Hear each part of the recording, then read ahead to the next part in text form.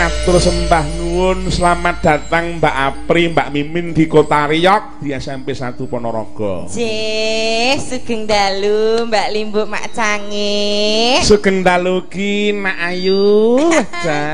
Jan tenan. Ingat tanpa upami menika saged sowan keluarga besar SMP Negeri 1 Ponorogo. Lah, Jan luar biasa. Lah iya, nembe sepisan menika panjenengan sowan dhateng Ponorogo nggih jeng nggih. Leres Mak Cange. Lah nggih, Mikir karo kok ya maido ya, Pri. Aku ya ngumun luputku ki apa aku wis bismillah barang lho. Lah kok nek karo aku ya gelem ki. Karo kowe apa aku kan nyangga dosa ya. Lah iya. Sugeng dalu Mbak Mimin. Wilujeng dalu. Wah, jan piyayi iki mau nek sing jenenge Mbak Mimin iki kondang aluse, kondang piyayine iki mau pokoke sarwa-sarwi apa-apa iso. Pun mboten sah diumuke kebecikan kowe pun enten sing beji piyambak-piyambak. Iya. Dadi kebecikan ki rasah dipamer-pamerke, rasah diumuk-umukke. Nek kula ki wonge lembah manah kok, Pak. Wedeh ya. Lembah manah ki nggo napa ngono lho. Lho, maksude kabisanku kaya nduk Atisa mau. Heeh. Nyon sewu aku ya tau ngalami suara kaya nduk Atisa ngono kae landung nama landung iso berpower ngono. Berpower luar biasa zaman dong dirusak karo yoga-yoga ngene iki sing suaraku. Oh iya. Aku ya pernah ngalami cantik nek aku gumun lho.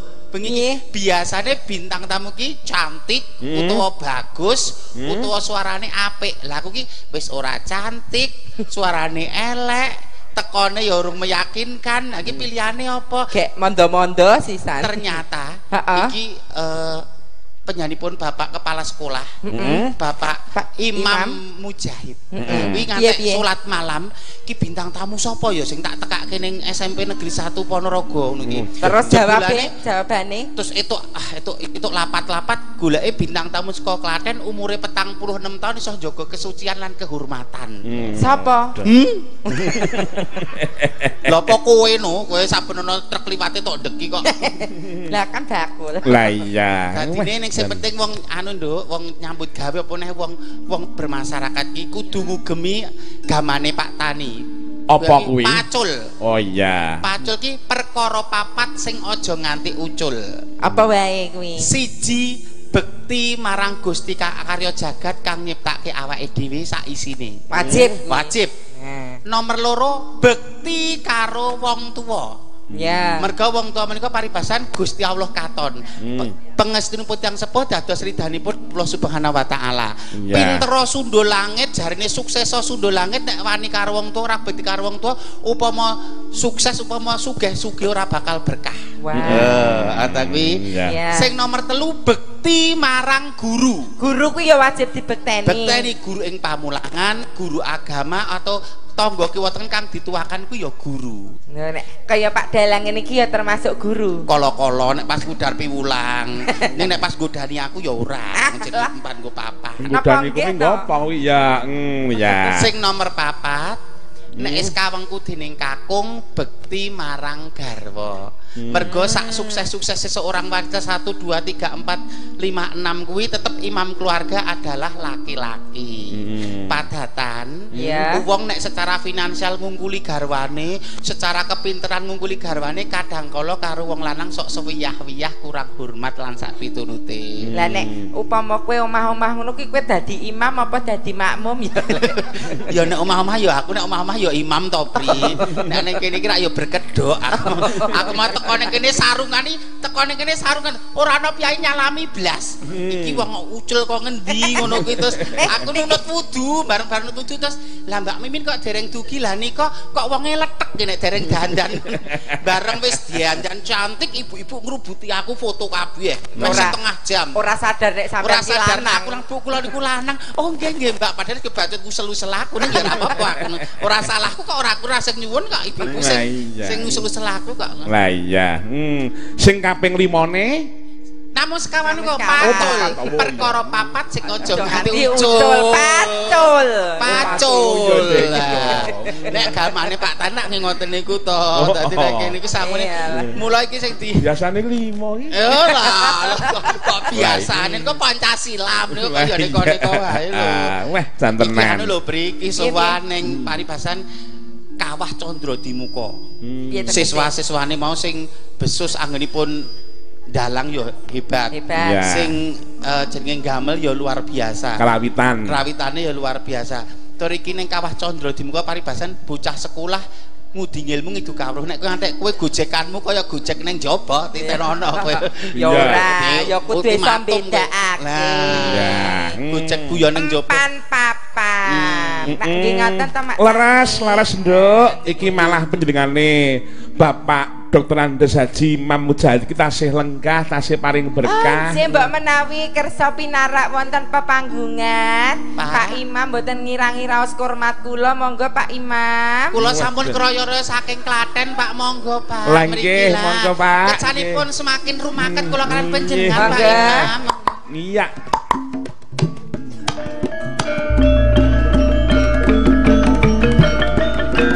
Mikir mutamati ae lho, Gong. Monggo Pak Imam, sugeng kula Pak.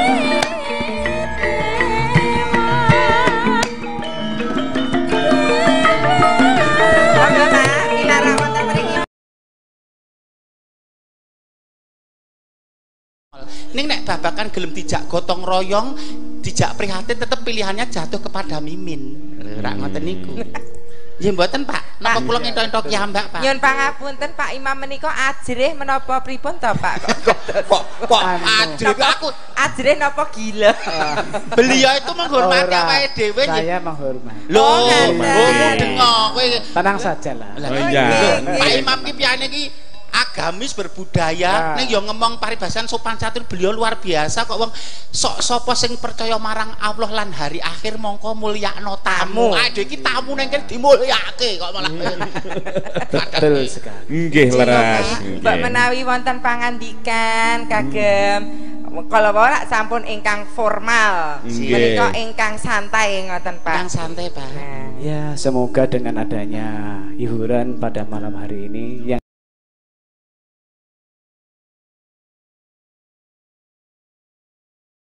diraui istimewa Mbak Mimin dan Pak April Ji Pak. akan terhibur masyarakat dan menjadi fresh pikirannya. Nah, ji matur sembah nuwun. Menawi penggalipun menika seneng menika imunitas tubuh nggih meningkat nggih, Betul Pak. sekali. Pokoknya kalau senang, insya Allah imun juga akan bertambah. Nggih. Fresh dan santai serta serius. Nah, Nggih. Wah, jan. Pada saat tertentu kedah serius nggih, Pak. Iya, pasti. Saat belajar ya kudu serius, saat sarawung kanca ya kudu sing paribasan iso mancing ajur-ajir. Ya, betul. Nggih. Wah. Mbak menawi Pak Imam menika badhe wonten menapa menika dana suwanten menapa request tetembangan Kersa Menapa, bawa Pak? Bapak utawi miji sinten? Oh, Pak. Adan dereng pancinipun. Lah nang kene ora adan. Nggih. Masjid iki mau luar biasa ya, Nggih. Jas. Menika peninggalanipun Pak Parwoto kalian Bunda Yuli. Nggih. Jan. Jan. Sembah nuwun. Ingkang mimpin mriku sakderengipun panjenengan nggih. Bunda Yuli terus Nggih. Pak Parwoto. Nggih, sembah. Sing ngajari ndo Atisa mau sanjangipun Pak Parwoto. Nggih. Pak dhewe ya pengen diajari Pak Parwoto ngono kados pripun Lah, ngoten. engko Kepareng mboten Pak Imam? Oh, niku. ji. Sik gagah niku rene. Pak Parwoto mbok kula digula wentah to, Pak? Oh alah. Piyayinipun wah luar biasa. Nggih. Sing mbok menawi Pak Imam badhe wonten request tetembangan menapa badhe dipun sarirani kiambak monggo. Apa ya? Menapa? Menapa ingkang dipun ngersakaken Bapak kula Anu isane kur pepeling. Oh, mboten dados nggih. menapa lah. Menika Menika pancen. Wah, jan saestu menika Pak. Nggih sendika dawuh. Menika malah ugi nyuwun pangapunten saderengipun menika kula waca langkung rumiyin sugeng dalu mak cangik sugeng makarya wonten SMP Setunggal Ponorogo nyuwun gendhingipun tembang kangen ingkang nyekar adik Atisa alumni SMP Setunggal Ponorogo. Kula wau sampun Kang Putra Bapak. Sampun. Nggih, menika saking Bapak Bambang Basuki. Betul. Lah nggih, menika nuwun sewu menika arta menika kapuri ngaturaken kagem genduk menika nyandek ya tampanane ya nduk pokoke jatamu sesuk ya mung iki ngono ya. Nggih benten menika saweran kok ya. Kuwi ya priyan Oh niku to. Tak gawake nduk kok nek kowe lali. Alah, Muncar saking mriku mangga mriki. Waduh. Aja dadal. Napa? Serak Satpol PP lho. Rukun lenapa niku suara dalam ya nak ya dalam banget sahadate kang angka siji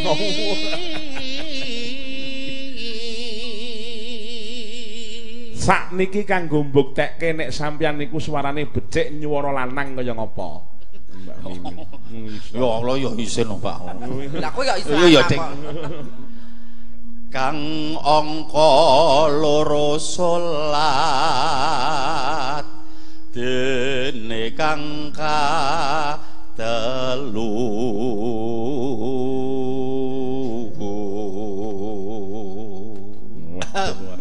kula ya ora sombong ora takabur nggih niku. Ya kula ya tau dadi juara. Juara apa? Tingkat RT umume lah. Kemampuan nek kene kan maju tingkat nasional, wayang, dalang luar biasa. Wonten Taman Mini Indonesia Indah. Semoga sukses insyaallah. Amin. Ya, yo no ajar kowe nak. Kowe yo lanang. Sok cantik kaya cara lanang. Yen sewu bapak ibu menika ya supit le ngeterke nggih kula. Alah. Yo nyoro lanang, umume ae. Ramadan. Ngapunten nggih, Pak. Lho sok. Bedil malah. Ero. Ngapa dadak isin ngapa? Ngapunten nggih. Wong jati dirine ya kakung kok dadakan. Ramadan nindak. Bolah. Pak Imam langsung melengung. Kaget. Ramadan nindak no poso. Papat zakat. Beda. Ping 5 ibadah Haji. Nah, iki telak wong lho Le. kudu cekatan, saiki nek ora cekatan sak disamber liyane lho, kudu cekatan. Apa iki? Beda. Rukun Islam Beda.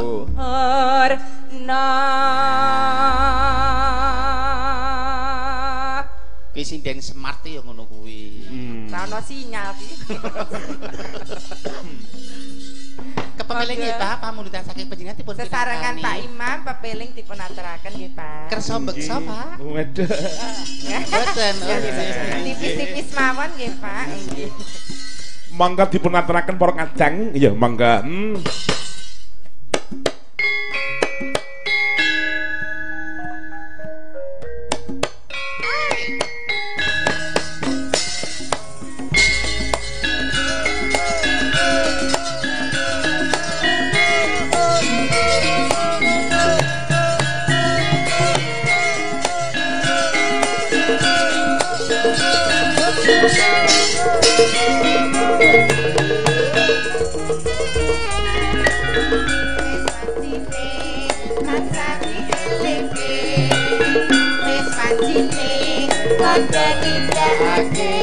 Adan kesempatan saya itu bayang gawe pangeran batu sirpae agomo tuntutan sami joko kanthi istiqomah lan sing tumanina dengan sempurna jamaah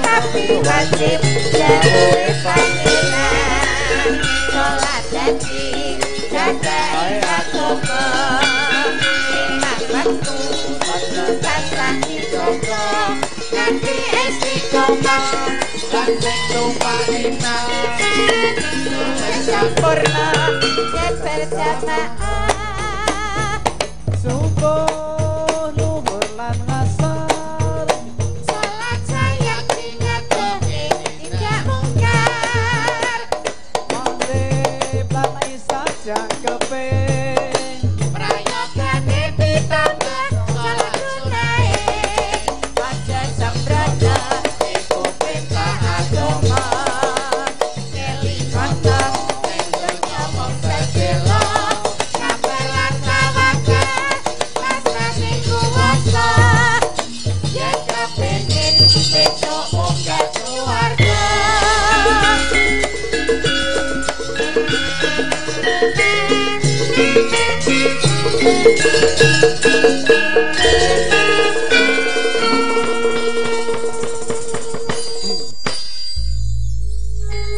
Luar Matur biasa, sembah sembah nuwun Bapak Imam. Sama-sama terima kasih. Sembahan pun Bapak, Piyayi Nggih. tresno budaya ya ngene iki aja. Iya ya Le. Ngopeni kanca-kanca seniman, ngopeni budaya. Nah, Mergo iki jati diri bangsane dhewe malikinipun wayang kulit punika sampun diakui oleh UNESCO sebagai salah satu warisan budaya dunia asli Indonesia. Nggih, laras sangat. Pripun Pak? Sampun? Sampun, jin. Dilanjut monggo. Jin sembah Sembah nuwun, nuwun Bapak. Pak Imam, jin. Kula dherekaken Bapak. Monggo Dek. Monggo kula dherekaken. Derekan Allah. Lajeng sinten Pak Purwoko? Parwoto. panjenenganipun Bapak Parwoto niku nggih luar biasa. Mboten ngira-ngira kurmat. Nggih. Monggo Bapak Parwoto. Ketua Pepadi Kabupaten Ponorogo menika. Monggo Bapak. Urmiyin ngasta kepala sekolah wonten SMP Setunggal Ponorogo menika kala wau. Nggih. Ayeng. Lajeng sak menika minangka dados Ketua Pepadi Kabupaten Ponorogo. Monggo. Pelak padi pelak. Neno.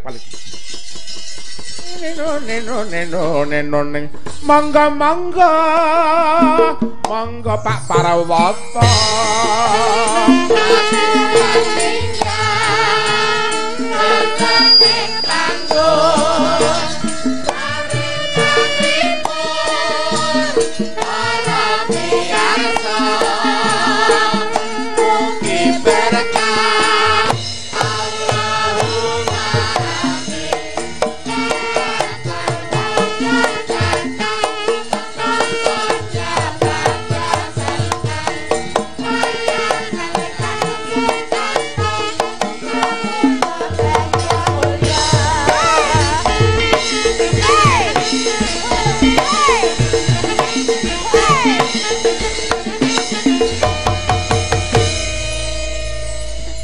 Nyun sewu.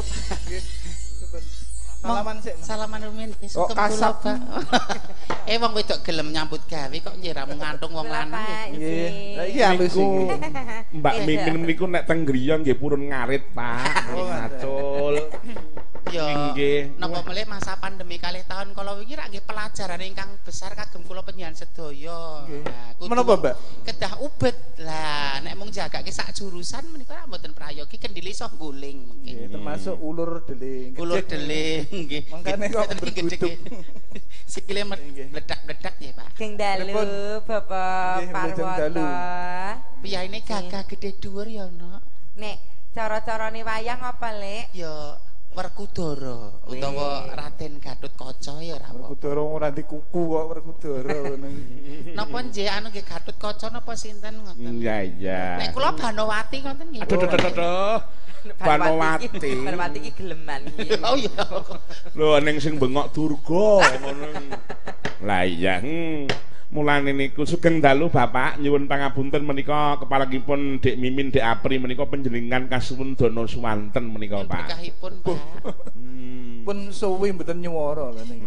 Nah niku lho. Nggih Pak kebluk niku wau pun. Nggih. Nanging berkahipun kang dipun suwun. Nah menika. Saderengipun ngaturaken wilujeng ambal warsa kangge SMP Negeri Setunggal Ponorogo. Nggih. Mugi SMP Negeri Setunggal Ponorogo tetap anjayeng bawono. Amin. Nggih. Pirsa Mbak anjayeng bawono nih? Tetap di atas, tetap di angkasa nggih Pak. Nggih. Mbok menawi kirang trep nyuwun panjenengan ingkang paring wewarang. Nggih benjing kula WA. Lajeng kersanipun kados pundi Mas Tantut? Kula matur nuwun Menika sanget. kersanipun dipun pripun Pak? Matur nuwun sanget panjenengan sampun kersa wonten mriki. Nggih. Sampun dangu dipun gadang nanging nembe kalampan menika. Nggih, mboten menapa-menapa Bapak. Nggih. Kepalangipun menika anu badhe dana swanten menapa Bapak? Nggih. Bawa menapa Pak Parwoto?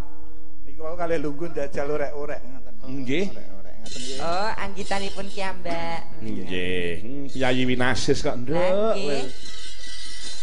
Janten neng. Pengasih Pak monggo. Nggih. Pengasih. Pengasih niku pira kenem? Nggih. Neno. Ratri iki kinayaman mugi berkah rahmah ing maha kawasa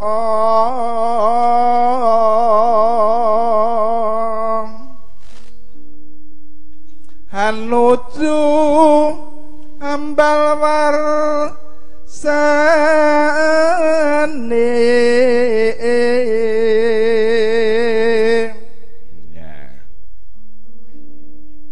SMP Negeri 1 Ponorogo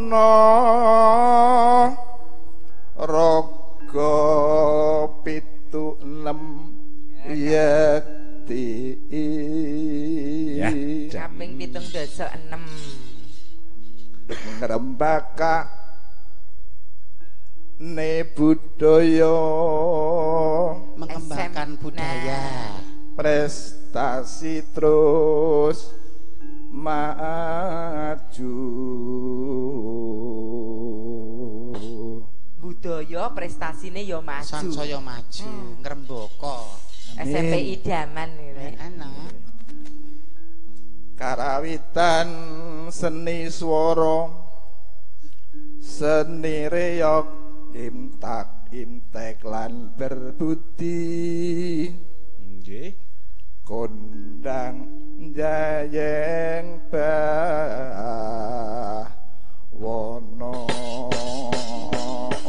Tepuk tangan kagem Bapak Luar biasa. Parwoto luar biasa. Wasipun luar biasa menika Wah, Pak jantenan, Parwoto. Mbak mboten wonten receh mboten sanggup. Mboten kedah, Bapak. Jan saestu. Niki langgamipun nyumanggaaken. Nggih. Ngaten. Nggih. Dengan ada ditimbali rene kok ora dono swara nggih mboten anu. Oh, ngaten. Nggih, Pak. Nggih, Leres, Pak leres. Parwoto. Nggih. Ngaten nggih Mas Tante nggih. Matur Sembah sembah nuwun nuwun. Bapak mangke dipun berkah ngantos sinjing lho. Mugi-mugi benjing niki nyambut damel iki Mas.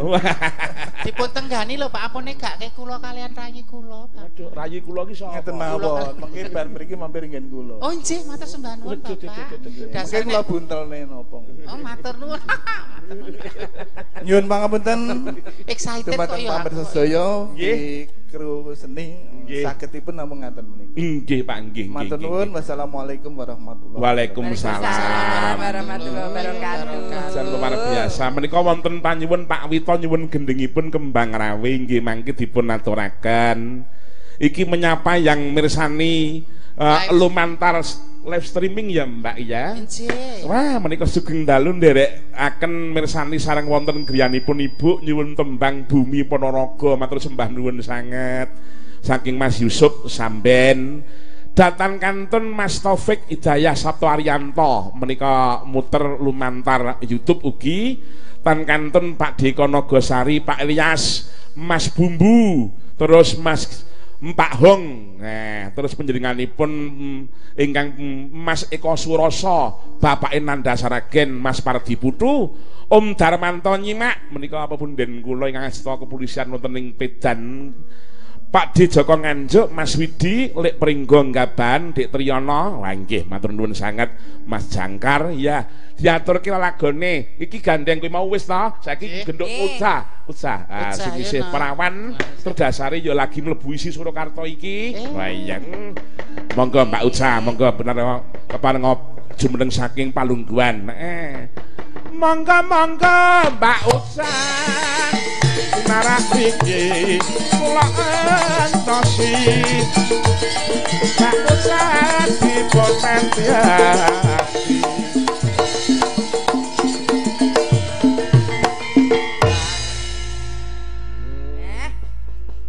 Ijek timur iki lek. Ijek menik-menik ya. Ijek perawan. Dadi kudu sing anu Nduk, fokus. Nek sekolah ya fokuse ning sekolah. Pariatan. Apa wis kuliah to, Nok? Niki nembe daftar kuliah. Oh, lagi lulus. Berarti umurnya sekitar pira 18, Nok? Nggih, oh, 18. Aku dhisik jaman 18 tahun ya ngene iki. Ora langsung remuk ini. Ya tau ngene iki aku ya. Ya, oh, alah. Lah iya ngati-ati lho nduk usaha cah loro kuwi lanang kabeh lho. Anjir. Nek nganti kowe keblondrok. Lah dereng disteril to. Iki monggo keakraban nok sing penting. Nah iya.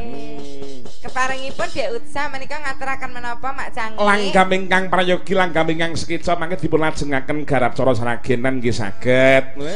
Sing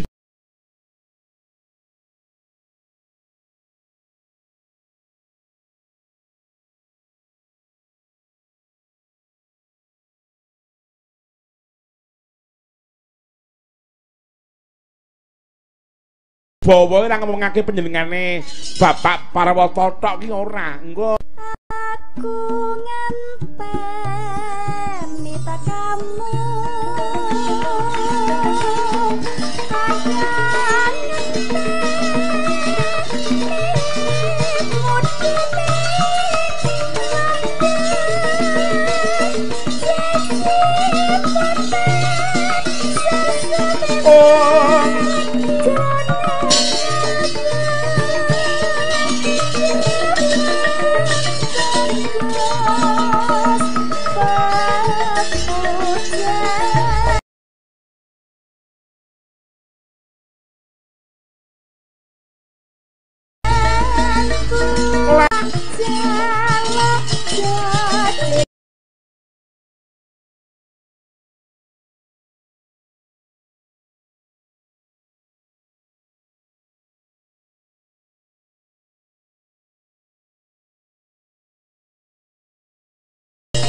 janji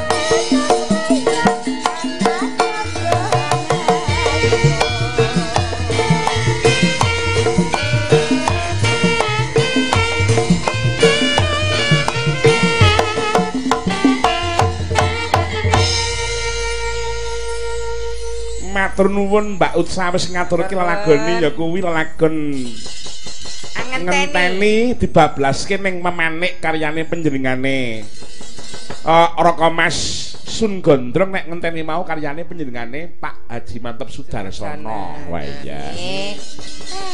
Jantenan Kak. Iki komplit kok pokoke bengi iki. Matur nuwun uga karo Mas Pur Dinamo sing saka Dumpil. Dumpil Madiun tekan kene mung dirampingi mergo kepengin ketemu karo sing bedhuk. Lah ya. Sampeyan ora krasa nek mung rokoke bakal dientekke karo bocah. Lah iya. Iki mau Utsa wis ngaturke nduk. Sampun. Iki tak jikoke sing prawan meneh. Prawan melih. Nah, ya kuwi genduk Mufida Sofiana. Sing den sementun ka prawan sedaya. Heeh, prawan kabeh kuwi. Sase timur-timur sedaya. Timur sing pinggir dhewe ya timur kae. Timur laut. Nah, Timur Leste. lah iya. Monggo Mbak Mufida parenga jumeneng saking palengganipun. Mufida Metin Tulungagung nggih. Metin Tulungagung. Tung tung.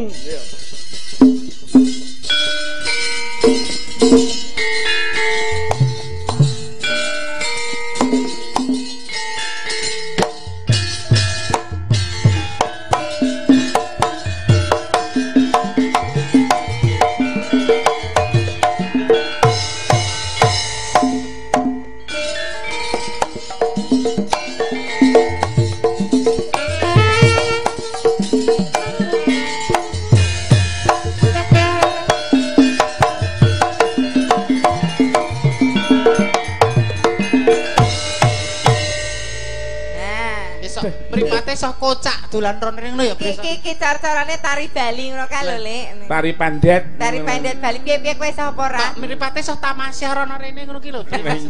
Lah nek kowe sing mrateke mah Coba kaya ngapa kowe sik. Ayo coba kowe min ya. Ayo Mas, yo neng yo.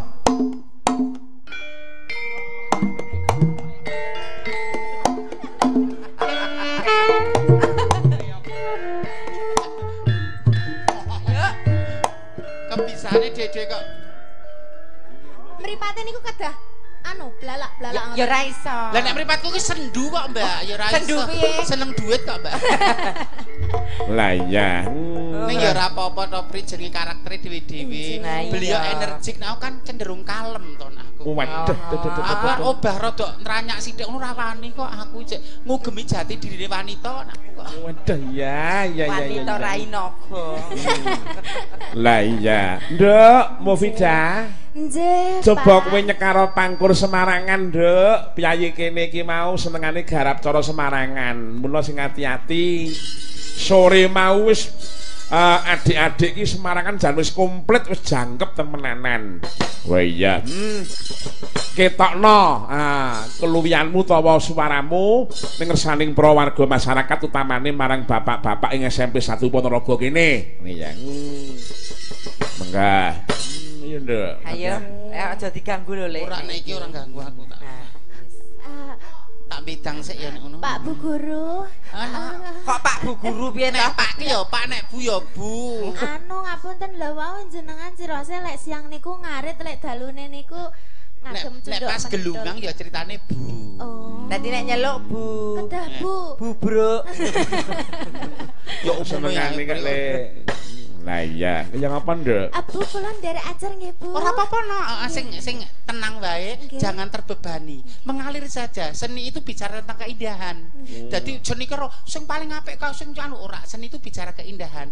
Manakala iso ditampa masyarakat ya itulah keindahannya. Lho ngono lho. Ayo alon-alon nak, tak pangesteni saka kene. Injih. Mas. Mingkar mingkur rengu kara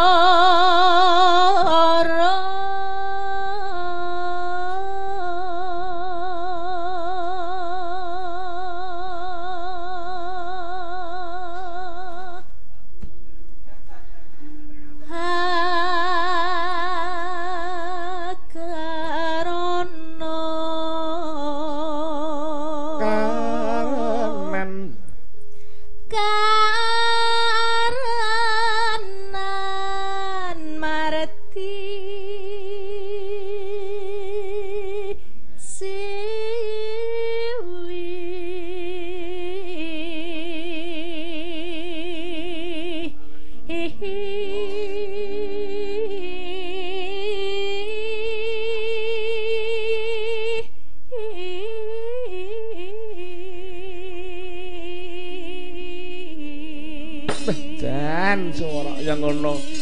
Nom-nomane Mimin iki dhisik yang ngono kuwi. Napa nggih?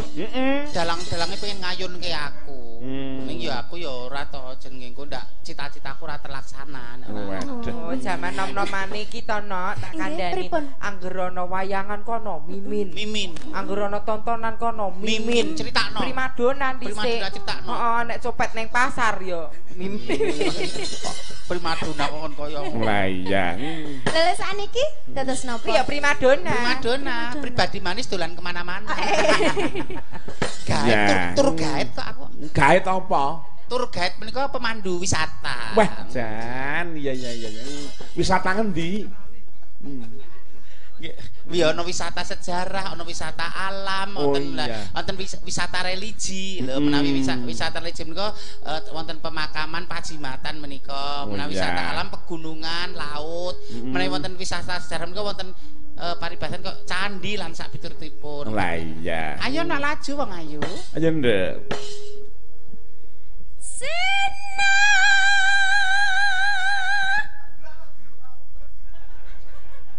Lha sakit kembloh niku pripun? Ayo terus kendel. Oh jeblok. Jeblok kok kembloh kuwi. Oh kuping kula niku ra dibudhek nah. Iya.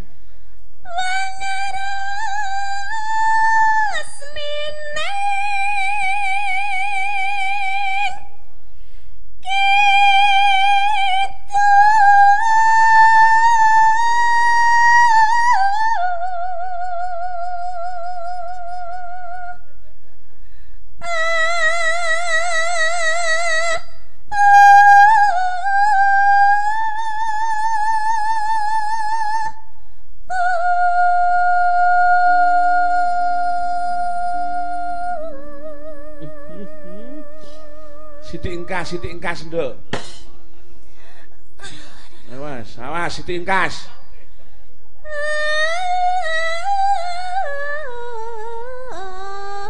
Se. Baleni. Meletre ngono kok. Ora bejaji ya. Iki aku wis ora ngrecoi lho iki. Aku percoba, aku lan niku ki percobaan. Oh iya. Dadi engko nek mau meletre piye? Nah iya. Nek mau tenanan piye? Nah iya, terus ke.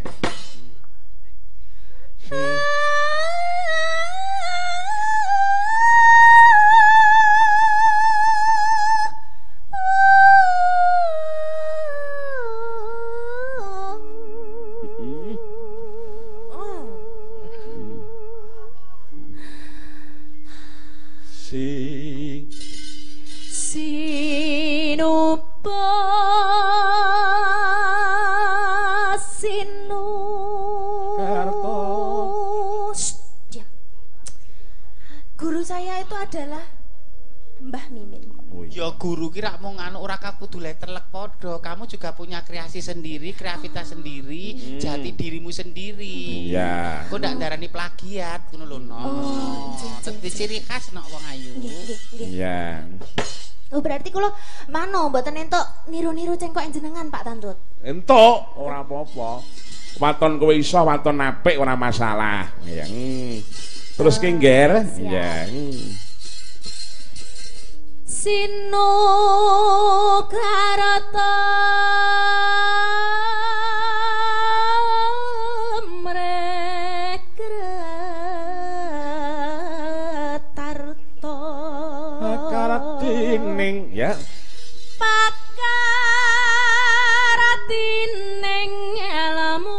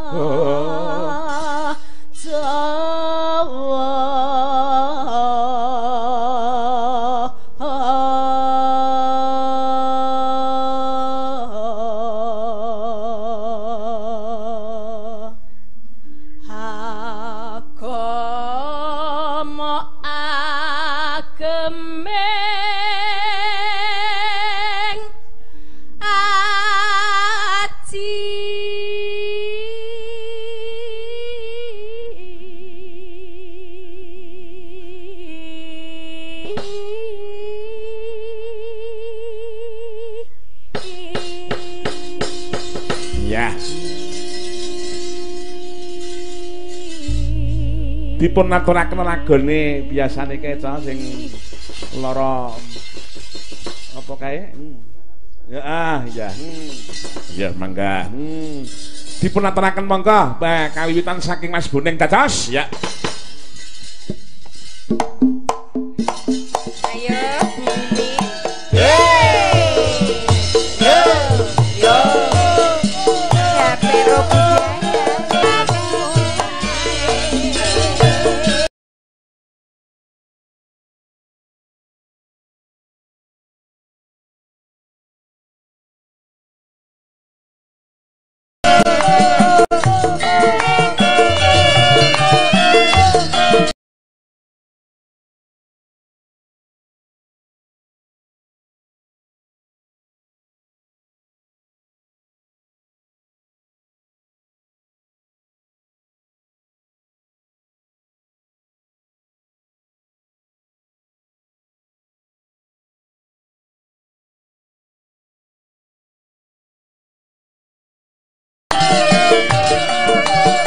Pak Apri Genti.